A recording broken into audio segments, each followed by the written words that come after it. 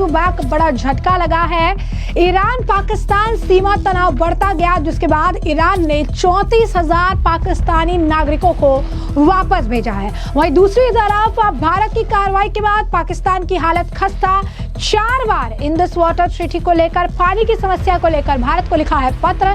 इसी के साथ साथ अनुराग ठाकुर ने राहुल गांधी पर और पाकिस्तान पर जमकर निशाना साधा है। क्या है पूरा माजरा, विस्तार से जानेंगे एक एक करके। सबसे पहले बात कर लेते हैं ईरान और पाकिस्तान की।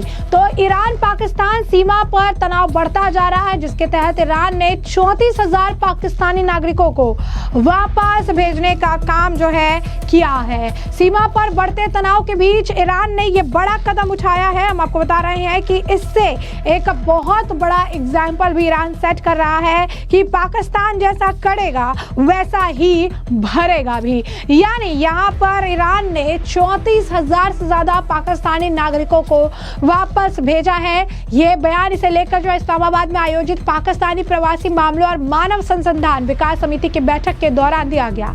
सीनेटर जिशान खान जादेह का अध्यक्षता में आयोजित इस सत्र में पाकिस्तान के आंतरिक मंत्रालय, पासपोर्ट और आवर्जन प्राधिकरण तथा संघीय जांच एजेंसी के वरिष्ठ अधिकारी शामिल थे।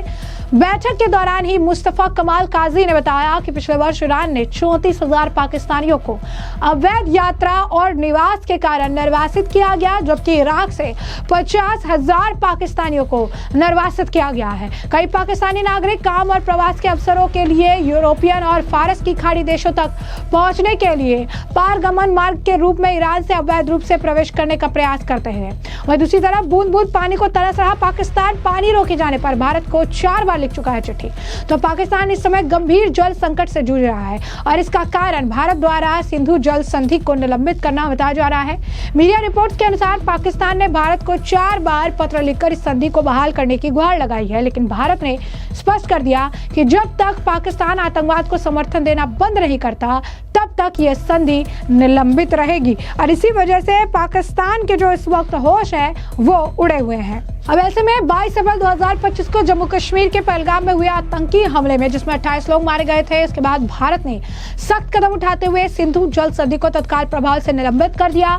इस हमले के तार पाकिस्तान से जुड़े होने का आरोप है। भारत के जो है प्रधानमंत्री नरेंद्र मोदी ने कहा कि पानी और खून एक साथ नहीं बह सकता। इसके बाद भारत ने सिंधु जो है चनाब और झेलम नदियों के पानी को नियंत्रित करने की योजना शुरू कर दी। पाकिस्तान के पंजाब और सिंध प्रांत की 90% खेती सिंधु नदी प्रणाली पर निर्भर है। पानी की कमी से न केवल खेती को नुकसान हो रहा बल्कि पीने के पानी और हाइड्रो पावर परियोजनाओं पर भी गंभीर असर पड़ रहा है। इंडस रिवर सिस्टम अथॉरिटी के अनुसार सिंधु नदी प्रणाली में पानी की आपूर्ति में 21% की कमी दर्ज की गई है। विशेषज्ञों का कहना है कि रबी फसलों को भारी नुकसान हो सकता है और गर्मियों में यह संकट और गहरा हो सकता है। पाकिस्तान की अपील क्या है? तो पाकिस्तान ने मई 2025 की शुरुआत में पहला पत्र लिखा था जब भारत ने ऑपरेशन सिंदूर शुरू नहीं किया था। इसके बाद 3 और पत्र भेजे गए जिसमें पाकिस्तान ने भारत से संधि को बहाल करने की अपील की। हालांकि भारत ने साफ कर दिया है कि आतंकवाद के खिलाफ कदम उठाए बिना कोई पूर्ण विचार नहीं होगा। जल शक्ति मंत्रालय ने इन पत्रों को विदेश मंत्रालय को भेज दिया है। भारत अब अपने हिस्से के पानी का बेहतर उपयोग करने के लिए बड़े पैमाने पर परियोजनाएं शुरू कर रहा है। इसमें 130 किलोमीटर लंबी नहर जो ब्यास नदी को गंगा नहर से जोड़ेगी और यमुना से जोड़ने के लिए 200 किलोमीटर की नहर शामिल है। वहीं पाकिस्तान के प्रधानमंत्री शहबाज शरीफ ने जल सुरक्षा के राष्ट्रीय प्राथमिकता बताया और नए जलाशयों के निर्माण का आदेश दिया है। उन्होंने अंतर्राष्ट्रीय मंचों पर भारत के फैसले का विरोध करने की कोशिश की, लेकिन वर्ल्ड बैंक ने इस मामले में हस्तक्षेप से ही इनकार कर दिया। पाकिस्तान के पंजाब सरकार के मंत्री अजमा बुखारी ने भारत को गंभीर परिणाम की चेतावनी भी दी, लेकिन भारत ने इसे खारिज कर दिया। वहीं दूसरी तरफ पूर्व केंद्रीय मंत्री अनुराग ठाकुर विदेश यात्रा पे आज कांगड़ा एयरपोर्ट पहुंचे हैं, जहां भाजपा के कार्यकर्ताओं ने उनका स्वागत किया। अनुराग ठाकुर ने इस दौरान मीडिया से बातचीत की। राहुल और पाकिस्तान पर जमकर निशाना साधा। कहा पाकिस्तान को उसकी हरकत का जवाब देना बहुत जरूरी था क्योंकि पाकिस्तान ने भारत में कई आतंकी हमले किए हैं और इस बार पाकिस्तान को करारा जवाब भी दिया गया। इससे पहले भारत में जितने भी आतंकी हमले हुए हैं उसके पीछे पाकिस्तान का ही हाथ है। पाकिस्तान में ही आतंकी संगठन फलते फूलते हैं, लेकिन अब अगर कोई भी आतंकी गतिविधि पाकिस्तान द्वारा की जाती है तो पाकिस्तान की ओर से ज्यादा करारा जवाब दिया जाएगा। वहीं बहुत से देशों के पाकिस्तान की निंदा भी की है। वहीं भारत के साथ पाकिस्तान पानी को लेकर बात करना चाहता है, लेकिन भारत इस बात को लेकर तैयार नहीं है और पाकिस्तान को चाहिए कि वो अपनी सरजमीन से आतंकवाद के ठिकानों को खत्म करे। अनुराग ठाकुर इस दौरान काफी कुछ और कहते नजर आए, क्या कुछ कहना है उनका, सुनिए। पहले तो मैं प्रधानमंत्री नरेंद्र मोदी जी का आभार प्रकट करता हूं कि हिमाचल को भी अवसर दिया है देश की बात रखने के लिए, क्योंकि भारतीय सेनाओं ने जो मुंह तोड़ जवाब ऑपरेशन सिंदूर के माध्यम से पाकिस्तान प्रायोजित जो आतंकवाद है उसके खिलाफ जो उसकी कमर तोड़ने का काम किया है, वो दुनिया भर के सामने पाकिस्तान का चेहरा एक बार फिर बेनकाब करने की आवश्यकता थी। 9/11 का अमेरिका पर हमला हो, 26/11 का मुंबई हमला हो, उरी पठानकोट या पहलगाम हो, सबके पीछे पाकिस्तान का हाथ है, पाकिस्तान द्वारा प्रायोजित आतंकवाद का हाथ है। और वो आतंकवादी संगठन जिन्होंने अपनी जिम्मेदारी ली, द रेजिस्टेंस फ्रंट, वो लश्कर तैयबा का हिस्सा है। और लश्कर तैयबा हो, जैश ए मोहम्मद और अन्य आतंकवादी संगठन हो, ये सारे के सारे पाकिस्तान पे फलते फूलते हैं, वहाँ से दुनिया भर में आतंकवाद को बढ़ावा देते हैं और भारत आतंकवाद का भुगत भोगी है। लेकिन भारत ने भी स्पष्ट कर दिया है कि जो न्यू नॉर्मल हमने तय किया है कि अगर अगली बार कोई ऐसी आंख उठाने की ज़रूरत की तो बहुत सटीक हमले जैसे अभी भी किए वैसे ही आतंकवादी संगठनों पर करेंगे। और कोई अगर न्यूक्लियर पावर होने की अपनी ताकत दिखाता है और उसकी शरण में आतंकवादी संगठनों को बढ़ावा देता है तो वो भी हमें मंजूर नहीं होगा।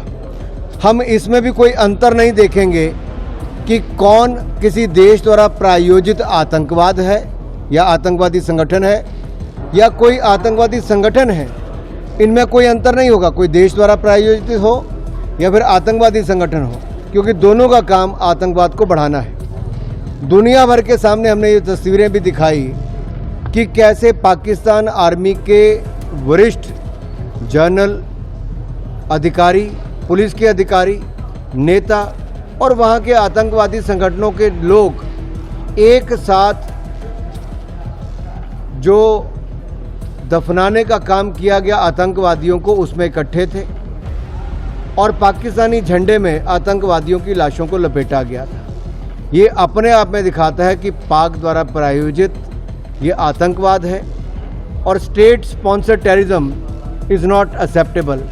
This is not only challenge to India but this is the challenge to the entire world. तो दुनिया भर के देशों ने इस पे निंदा भी की है, अपनी संवेदनाएं भी दी है और पूरी ताकत के साथ भारत के साथ खड़े होकर आतंकवाद के खिलाफ आवाज़ उठाई। पाकिस्तान फिर से इंडस वाटर ट्रीटी पर बात करना चाह रहा है, भारत तैयार नहीं। देखिए, भारत ने बहुत स्पष्ट किया है कि talk and terror can't go together, blood and water can't flow together and trade and terror can't go together.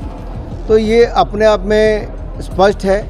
मुझे लगता है इसमें कुछ ज़्यादा सोचने की बात नहीं है। अब पाकिस्तान की जिम्मेदारी है कि वो आतंकवादी संगठनों और आतंकवादी ठिकानों पर प्रहार करे, पाकिस्तान की सरजमीं से इन नापाक इरादे वाले जो आतंकवादी हैं और संगठन हैं, इनके खिलाफ कार्रवाई करें। मुझे लगता है राहुल गांधी जी की राजनीति एक नकारात्मक सोच वाली हो गई और कांग्रेस पार्टी को सोचना पड़ेगा कि देश के मुद्दे पर जब सभी राजनीतिक दलों के सांसदों ने अपनी राजनीतिक विचारधारा, अपना क्षेत्रवाद और सबसे ऊपर उठकर देश की बात दुनिया भर में जाकर की, उस समय देश में रहकर ही श्रीमान राहुल गांधी जी और कांग्रेस के कुछ वरिष्ठ नेता भारत की आलोचना कर रहे थे, भारत की सेनाओं पर प्रशंसन खड़ा कर रहे थे।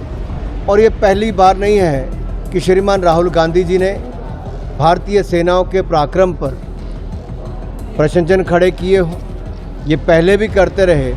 और कहीं ना कहीं अपने इन बयानों से राहुल गांधी जी पाकिस्तान को मजबूत करते हैं, उनको बोलने के लिए हथियार देते हैं और अंतर्राष्ट्रीय मंच पर जाकर पाकिस्तान राहुल गांधी जी के बयानों को अपने पक्ष में इस्तेमाल करता है। इससे बड़ा दुर्भाग्य देश का क्या होगा। एक ऐसा राजनीतिक दल जो 60 वर्ष सत्ता में रहा हो, वो आज जब सत्ता से बाहर हुआ तो वैसे तड़पता है जैसे बिन पानी मछली तड़पती है। तो दर्द राहुल जी का केवल यही है कि वो सत्ता में नहीं है, लेकिन दुख इस बात का है कि सत्ता में ना रहने के बावजूद जब देश के साथ खड़ा होना चाहिए तब वो देश के साथ नहीं, पाकिस्तान की भाषा बोलने पर मजबूर है। तो जैसे कि आपने उनका बयान सुना, उन्होंने एक तरफ पाकिस्तान पर हमला बोला तो दूसरी तरफ राहुल गांधी पे। राहुल गांधी के सवाल पर उन्होंने कहा उनकी राजनीति नकारात्मक सोच वाली हो गई है और कांग्रेस पार्टी को सोचना पड़ेगा। देश के मुद्दे पर सभी दलों के सांसदों ने अपनी राजनीतिक विचारधारा सबसे ऊपर उठकर देश की बात दुनिया में की, तो उस समय देश में रहकर राहुल और कांग्रेस के कुछ वरिष्ठ नेता भारत की आलोचना कर रहे हैं, भारत की सेना पर प्रश्न खड़े कर रहे हैं। ये पहली बार नहीं हुआ, इससे पहले भी राहुल गांधी अपने बयानों से पाकिस्तान को मजबूत करते हैं। अंतर्राष्ट्रीय मंच पर जाकर पाकिस्तान राहुल गांधी के बयानों को अपने पक्ष में इस्तेमाल करता है और इसके बाद दुर्भाग्य की ओर ये आप कह सकते हैं क्या हो सकता है। राहुल गांधी का दर्द यही है कि वह सत्ता में नहीं, लेकिन दुख इस बात का है कि जब उनके देश के साथ खड़ा होना चाहिए तब वो देश के साथ खड़े नहीं हो पाते हैं। तो ऐसे में हमने आपको जो पूरा मामला है विस्तार से बताया, आपने अनुराग ठाकुर का बयान भी सुना है और इस मामले पर आपकी भी जो राय हो हमें कॉमेंट सेक्शन में कॉमेंट करके जरूर से जरूर साझा करिएगा। धन्यवाद।